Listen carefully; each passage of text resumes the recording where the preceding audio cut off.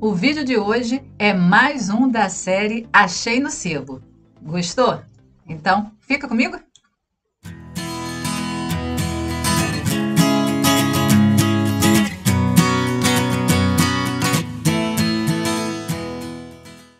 Oi, para quem não me conhece, meu nome é Andréia Abreu e este é o meu canal, seja muito bem-vindo. Por aqui, nós conversamos a respeito de livros, um pouquinho de Kindle, um pouquinho de papelaria e você é muito bem-vindo. Vem comigo! O primeiro livro que eu achei no sebo foi esse livro aqui, do Nabokov, do Vladimir Nabokov, Lolita. Vocês sabem que o principal objetivo aqui do canal é ler os clássicos. E esse aqui certamente se enquadra nessa categoria dos grandes clássicos da literatura russa. Esse livro foi publicado pela primeira vez em 1965. É um livro polêmico, é um livro que vai falar sobre a paixão obsessiva de um homem de meia idade por uma menina de 12 anos.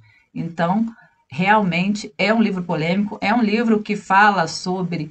Nem sei se eu posso falar isso aqui no YouTube mais, né? Porque existem tantas regras, tantas restrições à liberdade de expressão que fica difícil a gente saber. Mas é um livro que fala sobre esse tema controvertido, um tema polêmico. Na verdade, para mim, não é um tema polêmico. Para mim, está muito claro. Não há a menor possibilidade da gente apoiar um tipo de relacionamento como esse, né? De um homem já adulto, de meia idade, com uma menina de 12 anos. Isso aí está fora, para mim, está fora de questão. Mas a gente tem que entender que toda vez que vem, você vê, esse livro foi publicado pela primeira vez em 1955. A sociedade era completamente diferente da de hoje. Mas lá já havia a intenção de normalizar esse tipo de relacionamento, né? As elites globais, junto com o establishment intelectual, sempre tiveram como objetivo quebrar todos os tabus, né? A revolução sexual e todas essas temáticas que ao longo dos anos foram sendo implantadas, né? Foram acontecendo, elas não foram algo natural e ao acaso. Elas foram algo planejado para acontecer e a gente percebe, eu não sei se você já ouviu falar da janela de Overton, que a janela de Overton é justamente você pegar um assunto tabu, um assunto polêmico, um assunto sensível e dar um choque na sociedade, e ir aos poucos desensibilizando a sociedade em relação àquele tema. Por exemplo, a gente hoje está discutindo aqui no Brasil a questão da legalização, né, das drogas, principalmente do porte em pequenas quantidades, do uso, né, dessa verdinha aí que eu não vou falar o nome. Isso foi uma construção de muito tempo, entendeu? Há décadas atrás era impensável você imaginar que isso pudesse ser aprovado, que o judiciário pudesse aprovar uma coisa dessa, né? E hoje, ao longo de várias décadas, essa temática sempre vem em forma de reportagens, filmes, literatura, e aos poucos a sociedade vai se acostumando com o tema e vai se dessensibilizando em relação a esse tema, que é um tabu, que é polêmico, assim como outros, como o aborto, e assim também como esse tema aqui, né, desse livro emblemático. Então, é tudo uma construção. Então, você vai usar literatura, você vai usar reportagens, documentários e todos esses recursos culturais disponíveis, tá, que estão aí na mão das elites, e elas utilizam isso para fazer com que a sociedade caminhe de acordo com os seus planos, para que elas possam direcionar a sociedade. Então, a janela de Overton é essa estratégia de você dessensibilizar a sociedade em relação a um tema que é muito, muito sensível e que a sociedade rejeita assim com muita ênfase. Eu percebo que esse livro aqui é esse tipo de estratégia, né? Para chocar a sociedade, mas ao mesmo tempo fazer com que a sociedade discuta esse tema, e você vai ter as pessoas que vão defender em certa medida ou não, mas o objetivo principal é você chocar e aos poucos desensibilizar. Se você tem um tema que é muito tabu, que a sociedade rejeita, mas o tempo todo você fica batendo em cima daquele tema, daquele tema, em algum momento a sociedade vai perdendo essa sensibilidade e vai achando natural, vai achando normal aquilo, e aí a gente chega ao ponto de discutir hoje esse tema aqui, de dizer que que é uma doença, isso aqui é o quê?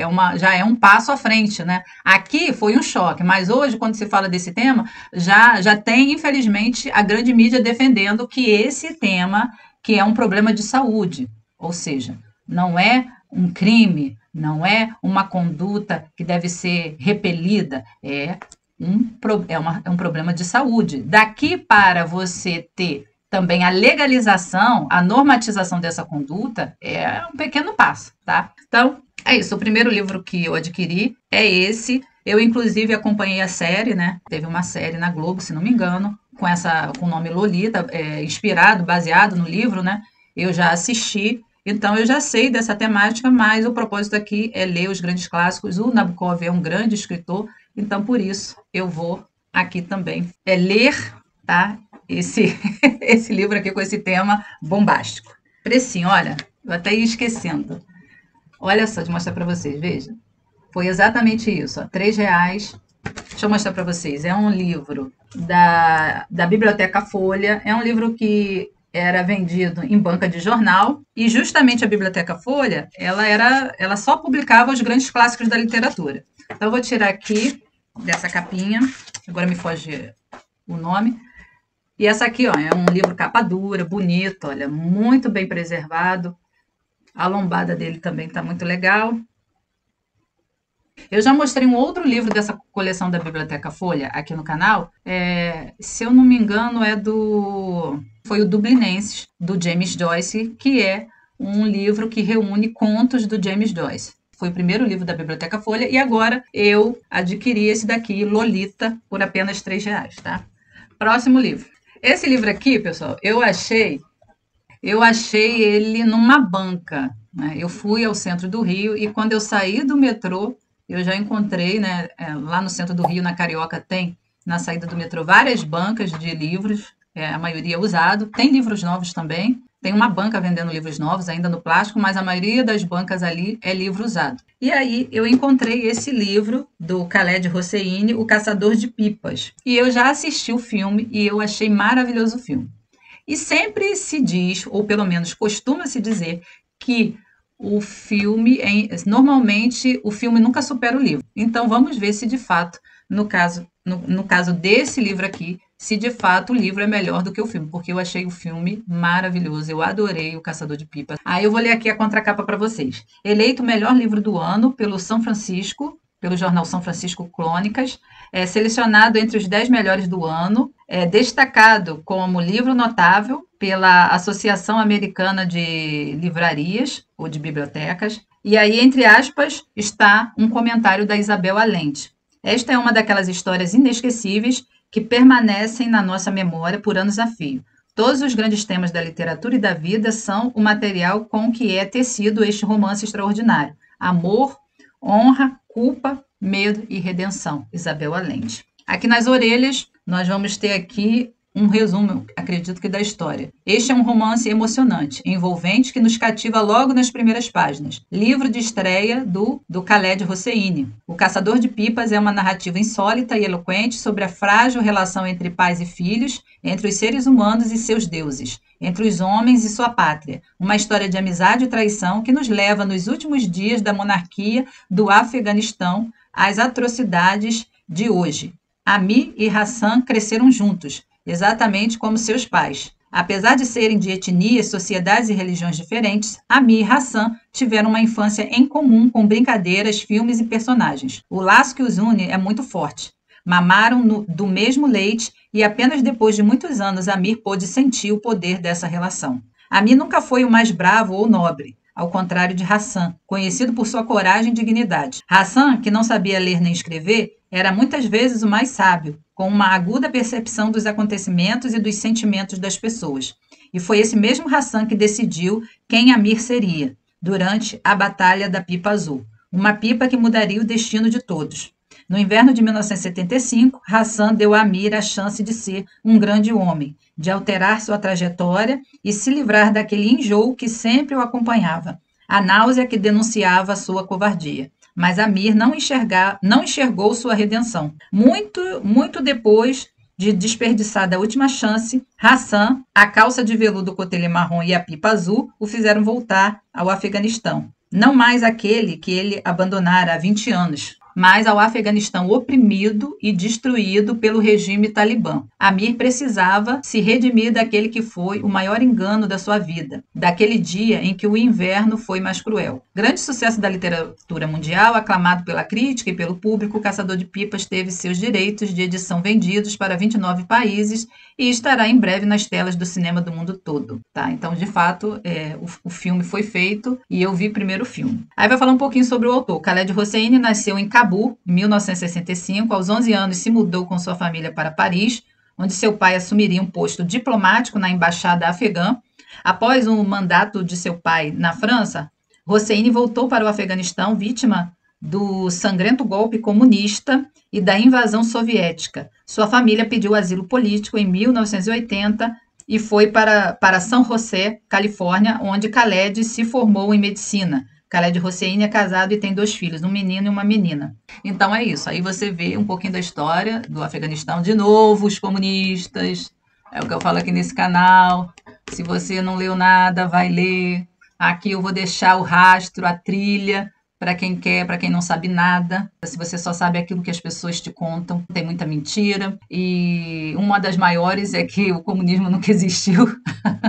Então, veja bem, olha os relatos. Esse aqui é um filme, é um livro escrito por uma pessoa que passou no seu país pelo terror de uma revolução comunista. Eu tenho aqui outro livro que vai falar sobre o Afeganistão, justamente sobre essa questão. É o livro de uma repórter. É esse livro aqui, O Afeganistão depois do Talibã, entendeu? Então, aqui, eu acho que eu vou deixar para ler esses 2 livros na mesma época, assim, sabe? Juntos. Porque esse livro aqui é um livro de ficção, talvez tenha aí um pouco da história do autor aqui no meio, disfarçadamente. Se você notar a história do autor e a história do livro, você vai ver que tem algumas coisas em comum. Né? O autor também sai do Afeganistão, vai para Paris, né? Vai para a França, depois volta para o Afeganistão, assim como o menino que saiu e voltou, já mais adulto, mais maduro. Então, eu acho que tem alguma coisa a ver. E esse livro aqui, da Adriana Carranca, tá? É um livro até que agora está sendo difícil de encontrar, tá? Eu comprei ele também usado, o Afeganistão depois do Talibã. Inclusive, tem um box desse livro aqui no canal, dá uma olhada aí nos unboxings que você vai descobrir, aonde eu falo mais minuciosamente. Aqui não vai dar, senão eu vou perder muito tempo, tá? Mas eu quero dizer para vocês que talvez esse aqui seja um bom casamento, ó, esses 2 livros para serem lidos juntos, tá? Esse aqui é o livro de uma repórter, aqui é o livro de um autor que é médico, tá? E que escreve um livro de ficção, tendo como pano de fundo a história do Afeganistão. Então, gente, agora vocês vão rir. O outro livro que eu achei no sebo é tão velho, que ele é de um chamado Círculo do Livro, uma coisa muito antiga, tá? Olha só. É esse livro aqui, Rumo à Estação Finlândia, do Edmund Wilson, que é um livro também que tem como temática a questão do socialismo, do comunismo. E aqui o autor, olha só o que ele vai falar aqui, não sei se dá para ver. Então, o que o autor vai falar aqui? Declínio da tradição revolucionária em Anatole France, e depois ele vai falar origens do socialismo, a hierarquia. Então, assim, ele vai falar de marxismo, de socialismo, ele vai falar personagens históricas, Bakunin, Lassalle, Marx e Engels. Então, assim, como eu estou fazendo um Trotsky, vai falar de Trotsky, vai falar de Lenin. Esse livro aqui, essa edição aqui é de 1977, se eu não me engano, do Círculo do Livro. Aqui, infelizmente, nem está especificando, tá, gente? A edição dele, de quando que é. Eu não sei por que eu acho que é 77. Pode ser até depois, pode ser 80, 80 e pouco, eu não sei. Eu só sei que existiu, tá, um Círculo do Livro, onde eles faziam essas publicações para quem pertencia a esse círculo, é tipo como se fosse um clube de leitura, e as pessoas desse círculo tinham acesso a essas publicações que não tinha nas editoras, né? Nas grandes livrarias, tá? Então, como eu já queria muito ler esse livro, inclusive agora você tem uma versão dele mais nova, que é a versão box da Companhia das Letras, clássicos, e nessa versão pequenininha da Companhia das Letras tem esse livro, tá? Rumo à Estação Finlândia. Essa coleção é igual essa aqui, tá vendo? A pequenininha, tá? É a Companhia Bolso. Então, na Companhia Bolso, você vai encontrar esse livro aqui, Rumo à Estação Finlândia. Só que o que acontece? Muito caro. Já tem um tempo que eu estou esperando uma promoção desse livro. Aconteceu uma promoção dele, só que infelizmente eu não consegui comprar. Quando eu percebi, já tinha ido, já tinha passado. Me escapuliu essa promoção, fiquei sabendo que teve uma promoção dele esse ano. Eu acho que ele foi para R$ 25 e ele custa 40. Então foi uma promoção sensacional e eu perdi. E aí eu fui no sebo e encontrei essa daqui. Olha só. R$ 12, tá, pessoal? Então, eu encontrei a R$ 12 e falei assim, quer saber de uma coisa? Até eu conseguir achar, ou no sebo, ou no site, esse livro da Companhia de Bolso num preço que eu acho que é justo, eu vou, pelo menos, garantir uma cópia dele, ainda que seja uma cópia bem antiga. Então, esse aqui, vamos dizer aquelas brincadeiras que o pessoal do Bookstagram, Booktube faz, o seu livro mais velho. Então, meu livro mais velho, eu acho que é esse aqui. Olha só essa capa, gente. Presta atenção nessa capa, olha. Meu Deus, não existia computador, gente. Isso aqui, olha, deve ter sido uma colagem que eles fizeram. Eu nem imagino como que eles fizeram isso aqui mais. Mas é do tempo do Ronca, como diria minha mãe, do tempo do Ronca. Então, nós temos aqui esse livro, tá? Do Edmund Wilson, Rumo à Estação Finlândia. Para quem está estudando comunismo e socialismo, eu acho que é um título que você tem que ter aí na sua biblioteca, que você precisa ler. Então, tá aqui. Então, o último livro foi esse aqui, O Continente Selvagem, do Quillau. Gente, comprei muito barato esse livro. Não tão barato assim, tá? Mas como ele era muito... Na época que eu achei no sebo, esse livro aqui era muito mais caro do que esse valor. Então, valeu a pena, tá? Olha aí. Esse foi o preço do livro. E sobre o que é esse livro? É sobre o período pós-Segunda Guerra Mundial, que também é outro tema do meu interesse, que eu já comecei a ler algumas coisas aqui.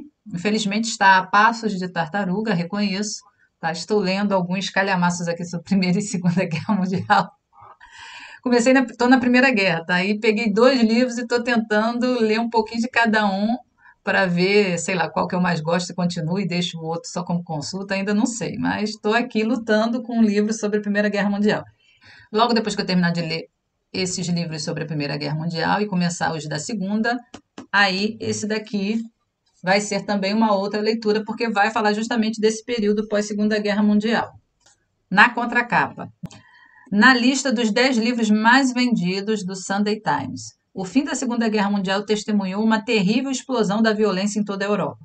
Limpeza étnica, guerra civil, estupro coletivo e assassinato eram comuns nos dias, meses e anos após o término do conflito. Com base em documentos originais e pesquisa em diversos idiomas e países, o premiado escritor e historiador inglês Quillau apresenta aqui a história definitiva de um tempo de ilegalidade e terror. Retrato chocante de uma Europa consumida por vingança, ressentimento e ódio. Continente Selvagem é a crônica de um mundo que enlouqueceu. E aí você tem alguns comentários aqui de jornais do Washington Post, Financial Times e do Kershaw falando bem desse livro aqui, né? Então, Kershaw para mim é uma referência, o Ian Kershaw. Então, se o Ian Kershaw falou que é bom, eu vou querer ler.